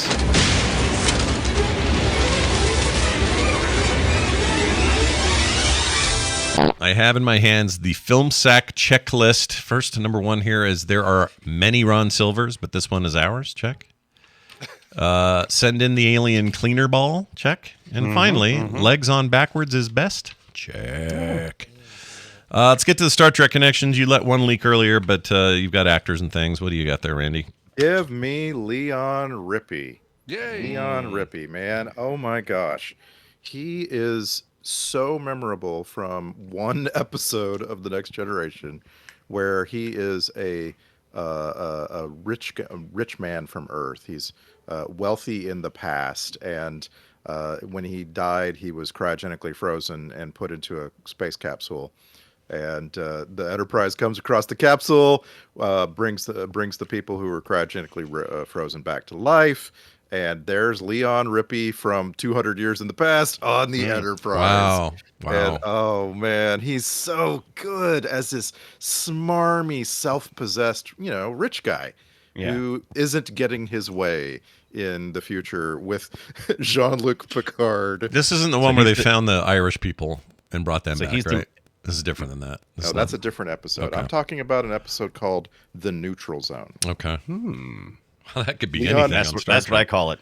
Yeah. down there.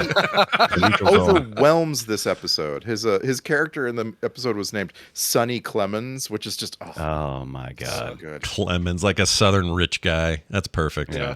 Racist, probably. Anyway, that Rippy guy could play a lot of racist people, and when he dies, people will say "Rip Rippy," which I think is great. Rip, rip. Or Rip Torn. Remember when he died? Rip Torn. Oh yeah. Rip, rip, torn. Let's get to soundtrack grade. It's funny. I was about to say, wait, Frank Langella was also in Star Trek. He was in DS9. And I realized he's not in this movie. We just talked about Frank Langella. It looks like Rippy. Anyway, Star Trek Connections we did. Let's go to the soundtrack grade. I'd give it a T for typical for this sort of thing. It's fine. It's whatever. It's not fine. Great. The montage of him doing other dishes and stuff had kind of a cool 90s rock vibe thing that was okay. I mean, I don't know. It was fine. It's all fine. None of it bugged me. None of it thrilled me. It was just kind of there. It's a composer that we have talked about not too long ago. Arthur Kemple. Arthur Kemple also composed the soundtrack for Mystery Men, which we mentioned at the time. And we probably also said the same thing then. Sounds like a serial killer. Arthur Kemple killed 15 people. Totally does. The Kemple murders. It might, because it does sound like that guy's name from Mindhunter. The big guy with the mustache that's so freaky. What's his name? Oh, yeah. Kemple, Dimple. His third most prominent rhymes with his third most prominent score was for Double Impact. Oh my lord! Oh. Have we done Double Impact? Is that the Jean-Claude? I think so. Who knows? No one really knows. We have done. Oh, you know what? I was thinking of Double Dragon, which we have done, but we have not done Double Impact. We have not sacked Double Impact. Oh, we got to get on that shit. Yeah, for sure. All right, well done. There's that. Let's move on now to our social post. This is where you guys share with the public at large your thoughts and feelings as you sum up this film in 280 characters or less. And this week, look, it's the last episode of the year. I think I'm going to change things up radically and start with Randy. By the way, I have to preface this because I happened to write it in the same meter as the Billy Joel song "We Didn't Start the Fire." Okay. I was really hoping you wrote in the same meter as the Charlie Sheen GQ poetry. Which doesn't seem to have a consistent meter about it at all. But I have to acknowledge it in advance because I'm tempted to just sing. Yeah, you should. I'm not going to do it. I'm not going to do it. Nope, not going to do it. All right. So here we go. The Arrival. Why don't you believe this guy when he speaks of hidden truths? All he does is search the sky with the help of a next-door youth. Forget that part. Focus on his sidestepping of aliens. Everyone from dusk till dawn turns out to not be sapiens. To the point where you don't know if anyone, including him, are Earthlings or they're fake, they're faux. Just wearing a Ron Silver skin. Oh, Ron Silver skin. That was pretty good. I like it. Let's scoot over to Dunaway. Scooch. The Arrival. Scoochie gooch. Counting cow farts in Montana with Charlie Sheen. It doesn't sound like fun at first, but then you find yourself toweling off a sweaty Sheen on a balcony at 2 a.m. Too invested to quit. Hashtag winning. Hashtag kneecaps go on the front side. Yeah, they do. Also, does it hurt when they did that change? Oh, it sure looked like it did, right? Because there was a sound. It did. Yeah. Yeah, it cracked, but they never seemed to go or anything. They just sort of. I wish the aliens have done that every time. As a matter of fact, we should add those special effects. And you should have the crack, and then oh god! It's like Wolverine popping his claws. It hurts him every time, but he's just gotten so used to it. He's become immune to it. Finally, Brian Hibbett. The Arrival. The search for intelligent life shouldn't start with this film. No. In fact, I'm not sure it should ever go with it. By the way, these aliens clearly arrived a long time ago. This is not about the arrival. That's true. Right. It's about the discovery of the arrival. What? Yeah. What a better term would be. Oh, geez. Oh, they had different titles. So this was like what was it really almost called? Give us an alternate. Before we find out. Yeah, before I give you some real. It was something very 90s. I'm trying to remember what it was now. It was something like, I don't know. I can't remember. Alien the time. knees pop on backwards. I don't know. It was something weird. It was like good. Well, they're like us. Then we get this little list, and I'm going to read it to you now. This movie, according to this list, was almost called "We Borrowed Doctor Who Effects and Props and Made a Movie," but that was too long. So they almost went with not doing the movie at all and calling it The Archival. Because they just put it away and never made it. Shockwave was the original title. Oh my gosh, that's also a great transformer. We should keep account of how many movies could have ended with someone pushing a box into a huge warehouse. Like, this is definitely one of them. Yeah. Right. You know, how many movies could have had the Indiana Jones ending? This could have been it. Yep. Definitely could have been one of them. Yep. But they were too busy ripping off tropes from other things, and they ran out of time. Oh, yeah. All right, we're going to get to some emails. We often get texts and voicemails and combination of that and emails, but today it's 2 emails and emails only. And those came to us at filmsack@gmail.com, and I would like to read this one first. Crap, they didn't leave their name. That's all right. This anonymous person said, "Hey guys, can you name one or more of your already beloved films that you likely would still have enjoyed if they had run times like the Burton Taylor Cleopatra? The 50th anniversary edition clocks in at over 4 hours. That would be quite a long and winding Fury Road." Well, they already know your answer. At least one of your answers. I mean, my answer is, okay, no, this might surprise people. Like with the Alien one where a bunch of extra shit was added, I don't like that one.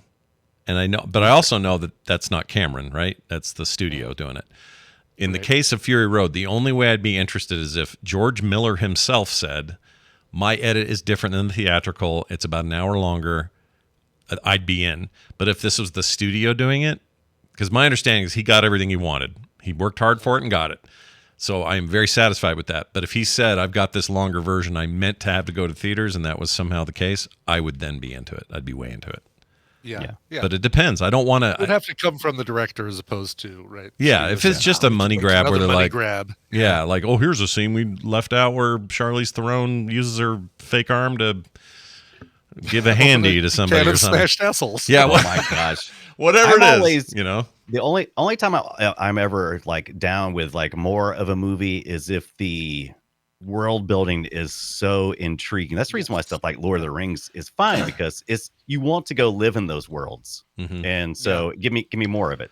Right. Blade Runner would be one for me, where I wouldn't mind seeing a 4-hour cut of it if it meant that, like, oh, we get more story behind the replicants' escape from Nexus 5 or whatever wherever off world they all escape from. Like, give us some of that, or even have, I don't know, some of the off screen stuff that happens on screen. Wow. Looking back, man, I would have loved to have seen way more. If I didn't know we were only going to get one, I would have loved to have seen more of Galaxy Quest. I mean, I know it's just kind of a parallel world of all the other stuff we love, but something about it was just really worked for me, and I would love to visit there and stay longer. Yeah, that'd be all right. I can't disagree with that. Randy, do you have a example of one you'd be what like? What came to mind for me might not be the best answer, but for some reason, as I was hearing the question, I thought of Rogue One. Okay, and the reason I thought of Rogue One is because we actually have a prequel to Rogue One that is like 14 hours long. Yeah. And right. And so when I look at it through that lens, like, I watched all of Andor and then rewatched Rogue One. Rogue One felt really short and fast. Yeah. And I just wanted so much more of it, because there are characters in that movie that I now appreciate so much. Yeah. Right? Yeah, I want more. I want the Andor treatment for the blind samurai guy. I love those characters, and they are way too brief. Man, that movie's good though. Gosh dang it, Rogue One's good. I know a lot of people out there really don't like it, but I don't know what's wrong with them. They're broken people. I don't know a lot of people that don't like it. It's easily easily far and away the best of the new Star Wars movies, in my opinion. Like, I like it better than the whole trilogy combined. I like it better than Solo, of course, and any other little side piece of business. And of the television shows, I'd take it over most of those, with the exception of Andor, and they're connected. So more of that, please, Disney Plus and your bullshit. All right, let's do this email from Lee, who wrote in. I got their name. It says, "Hi guys, I'd like to suggest that you have an effed up February, which which would be this: you watch movies that messed with your head or are effed up in some way. There are a ton of sci-fi that qualifies. Anything with time travel or clones can get confusing and stupid if not done well. And then there's psychological things like Jacob's Ladder. Trainspotting is one I recall being effed up, but it's been years since I've watched it. A Clockwork Orange is considered a classic and had multiple Oscar nominations and is also effed up. You could fit just about anything into this category. Seems like it could be a fun theme. Love the show, Lee." I like that idea. I like it Yeah, a it's lot. a really good idea. Yeah. I Yeah. mean, I think we started our last year or early last year, or I'm sorry, early this year with The Mist, which was a movie that effed me up with that ending. Yeah. Are you kidding me with this ending right now? Oh, yeah. Fine. That thing was Clockwork crazy. Orange has been on our list for a long time. That is a great one. Yeah. Oh, yeah. Speaking of The Mist, rest in peace, Andre Braugher. It's a terrible loss. Right. The guy's amazing. God, yeah. Two of my favorite actors this year, Andre Braugher and Lance Reddick. Yeah. Gone way too soon. I'm Way here to too say I just did a thing. If you have seen all of Brooklyn Nine-Nine, Yes. I implore you to watch the first episode and the last episode as soon as possible. Wow. All right. It will really move you how Andre Braugher's character is treated in those 2 episodes. Did he did they have a proper ending, that show, or did they? Yes. Okay. Yes. Yeah, they got a chance to come back. Yeah, Okay. they got And stumped, but they got in back. the final episode, it is actually about ending your series. Like they barely don't use the words "we're ending our series together" because they're all leaving Brooklyn Nine-Nine. But it is just the first scene where they all meet Andre Braugher's character, and then the last scene where he, basically says goodbye to them all. It's really moving. Andre Braugher was so good. At playing this straight man. He was good in everything he ever did, and that was a killer example of it all coming kind of to fruition. But if you really want to have some fun, go back and watch Glory. That movie's amazing, but he's amazing in it. He's incredible in Homicide: Life on the Street. He's great in The Mist as well. What I respect about that guy was he did this interview where he talked about how his career was heading like the direction of Denzel Washington's, like a black man in Hollywood, really killing it, getting all these great roles. And he made this decision to cut back and like turn down stuff and spend more time with his family and raise his kids. And I just really respected that. He's like, yeah, my career could have been much larger. I'm convinced of that, but I don't care. I really enjoyed what I did here. And I don't know. I like that, Yeah, for sure. Yeah. I like that a lot. That guy was awesome.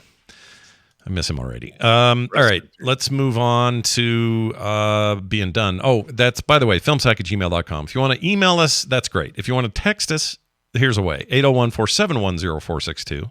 You can also send us voicemails, and I have a couple that'll go in post today that are just a little longer and less questioning. They're a little more statement-y, and they're older, so I want to make sure they get played. So listen to those. That'll be after the show or right after we close out here, so check those out. In the meantime, join us on Patreon. Now we got some new folks since we last talked, and I love these people. Spaghetti Syntax, a programmer amongst us, really smart guy. He's awesome. Oh, cool. Kyle Kriska, Sleeve Wipe. That's great. Yep. Gross. Yep. And Eric Austin Lee. These are brand new folks, and we love them, and we welcome them with open so arms. shiny. Perfect time to get in because you're going to get the end of year stuff as well as start the new year right. If you want to get art in the mail, if you want to get some special episodes from the host, Brian. We just put Brian's up. It's about concert films. That was awesome. Yeah. Yeah. Oh, thanks. Yeah, it was Appreciate really good. it. Yeah. Listen to the whole thing. Enjoyed the hell out of it. And Great. please, if you haven't seen Stop Making Sense and the Last Waltz, those two have to be seen. They're so good. They're must watches, you would say. They're must watches. Anyway, if you want that kind of stuff, no one else is going to hear that but patrons. So, and us, of course, but get in there. You get pre-show content every week as well, and you'll never get ads. It's a perfect time to jump in. That's patreon.com/filmsack. Today, our next movie, according to our list, is Throw Mama from the Train. What's the line, Dunaway? Owen doesn't have a friend. Owen doesn't have a friend. That's right. I think I have that here, and I haven't even watched it. Let's see. It was so prominent of a thing for Dunaway to say for so many years. Yeah, I know. Okay, here it is. Like, is he going to be able to say it afterwards? I know, right? Are you even able to use it again? Here it is. Owen doesn't have a friend. Oh, a little preview. Owen doesn't have a friend. Yep. I love it. I made that, by the way. I recorded that in... Oh, that was just last year, so never mind. Okay. Yeah, I can't remember when I did it. I love saying that in real life all the time when somebody talks about having a friend or something. It makes me laugh. It's like Tourette's almost. I can't not scream it out loud when somebody says it. It's good. Anything good that Tourette's. has the word friend in it. Yeah, if it has friend in it, it's like yeah. You see the actor Rupert Friend, and you say, Owen doesn't have a friend. Anyway, that's Throw Mama from the Train. That's next week. Long time coming, that one. I feel like it's been on our list forever. And Dunaway's lips for and it's all time. notorious in my history because when I was a kid and this movie came out, my mother would not let me see it. Wouldn't let me she just wouldn't. She wouldn't even talk about it because the title of the movie was so rude. Sure. Oh, because it was how could you throw your it's mother? a very violent thing for a mother. I guess so. Yes, All she was very offended by the title of the movie. She can't believe that nice Billy Crystal would be in a movie with that title. Oh, that nice Billy Crystal. I saw him throwing out the baseball the other day. Yeah. Can't believe he'd be in something like this. Hosting the Oscars, and now he's throwing mothers from trains. We were sitting around the fire pit last night after Christmas stuff, and my daughter's friend was here, and she said, we were talking about SpongeBob God, it stuff. doesn't have a friend. God doesn't have a friend. Everybody in the circle was like reminiscing about SpongeBob and how great it was, and they all love SpongeBob, have episodes memorized. It's like their generation, right? And this girl goes, my parents didn't allow SpongeBob in our house. Oh, there's always somebody for a thing. And instead of me being all kind and sort of supportive, I said, oh, one of those houses. Oh, yeah. I think it didn't. It went over fine. She was fine, but and she can watch it now. She's 20 something. She can, I'm looking forward to what it's going to be with my kid, like 20 years from now. Like I can't wait to hear. Like in those days, 20 years from now, they're going to talk about, well, my parents didn't let me have whiskey at age 10 like everybody else, or what. I don't know what it's going to be. Yeah, I don't know what it is. Like I think society in general is a little less picky about this, and I don't know what. Dad used to get upset when I went to Pornhub. Jeez. I mean, at least a certain generation of parents had The Simpsons to blame for everything, Right. But now you got what? Are you going to blame 900 adultish cartoons that are on a million networks? Like. Yeah, it's not the same anymore, right? And you no longer say Mortal Kombat's the problem. I'm sorry, but the video game business has eclipsed the entertainment business about 10 years ago, 12 years ago. We're hanging out in mixed company the other day, and I used the animated series Invincible as an example of something that my kid isn't seeing, right? Yeah. Right. And then he just piped in and goes, "Oh, I know that one," and we were like, "Hold on, what? Excuse me? Hold up. We need to investigate this." Mm-hmm. Yeah, but he didn't actually. He's never seen it. He's just seen like GIFs that have been pulled from Invincible. Yeah, and also like I can't imagine anybody showing their kid The Boys, right, or something. And if you did, I would even question your parenting skills because that seems like a bit much. Exactly. But it's kind of odd because now there's so much stuff coming from so many different directions, and it's like, how do you tell your kid everything not to watch? Right. It's like. Don't watch that. It almost helps. It almost helps because there's not a singular target that they want to rebel with anymore. Right. It's almost like it's not worth their time because there's too many choices. There's too many. It would take them forever. I wouldn't think to tell my kids not to watch it's like I wouldn't even think, are you guys watching that? I didn't even know to tell you not to watch The Invincibles. By the way, this is Randy when he heard his son knew something about Invincible. You ready? This is what you said. Yeah. I said, hold up. Wait a minute. Hold up. Wait a minute. Pretty much how I reacted. It was like my head spun 180 degrees all at once. That's amazing. All right. Well, be here with us next week, everyone. Throw Mama from the train. Get on it. Where's that streaming? Sorry, we didn't say. I don't know. Oh, it is. I checked it. I'm sure it's streaming. It's on HBO Max. It's on the Max now. Oh, it's Max. All right. Of course, Max has all the movies. That's what they do. It's on the Max. Oh, side recommendation. Nicole recommended this on TMS, but the Merry Little Batman. Yes, I enjoyed that. I loved it. A lot. I loved it. The animation style alone is worth the price of admission. Luke Wilson's great.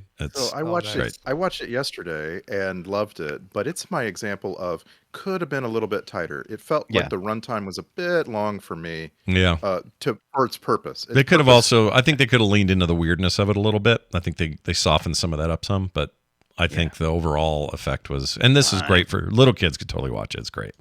Yeah. It's really fun. And of course, everybody thought of Film Sack, right? When he falls down the sewer into Penguin's lair. Oh, totally. It's the first thing I thought about. Really? Oh, funny. I haven't watched it yet, but that sounds hilarious. Also, the penguin played by the guy who Jerry wants him to help him make his Pakistani restaurant. Right. Oh, yeah, Babu. Yeah, Babu. Right, Where is Babu? Hi. Very bad man. Very bad man, Jerry. That guy. He plays the penguin of all things. It's so good. Yeah. Anyway, that'll be it for us. Filmsack.com is the website where all links are found. You can find all this stuff there. If you want to leave us reviews wherever you get your shows, that would help us immensely. That's going to do it for us until the year 2024. For me, for Brian, and for Randy. A can of smashed assholes. We'll see you next time.